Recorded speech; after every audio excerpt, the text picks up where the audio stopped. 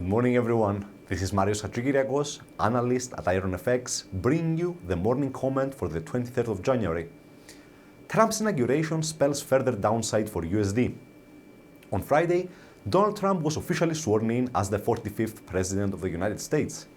In his inaugural address, the new president reiterated many of the themes of his campaign, such as the need for increased border security and protectionism, but there was little in the speech related to his fiscal or regulatory policies. The most noteworthy economic comment was on infrastructure spending, where he pledged that we will build new roads and highways and bridges and airports and tunnels and railways all across our wonderful nation. The US dollar traded in a volatile manner against its major counterparts during the inaugural speech, before assuming a direction and drifting lower in the aftermath, quite possibly due to the lack of clarity regarding the government's upcoming fiscal and regulatory reforms.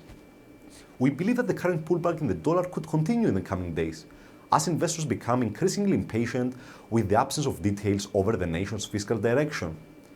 USD yen broke below the support level of 114.40, and now the rate looks to be headed for a test near the 113.20 support barrier.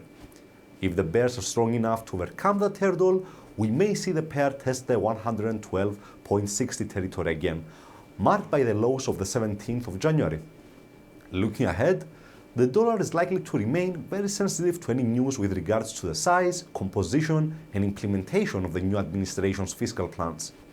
The next date when we are likely to get some concrete news on these issues is the 6th of February, which is the deadline for the president to submit his budget proposal to Congress. As for today's highlights, during the European day, the economic calendar is very light.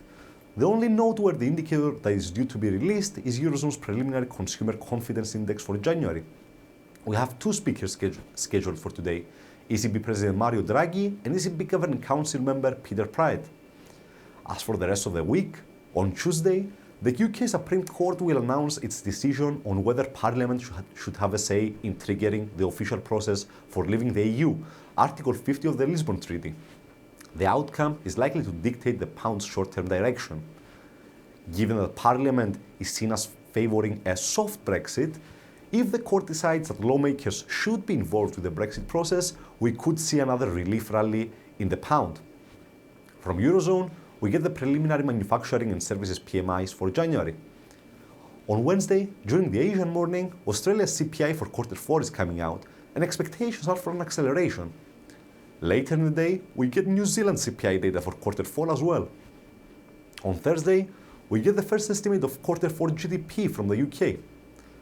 And finally on Friday, we get Japan's CPI data for December. In the US, the first estimate of Q4 GDP and durable goods orders for December are likely to attract market attention. For more information, please read the full comment on IronFX.com or download our app and get all the information you need to trade. Also, you can follow us on Twitter, like us on Facebook, subscribe to our YouTube channel, or circle us on Google Plus to get more trading ideas. This is Hadjikyriacos, analyst at IronFX, wishing you solid trading.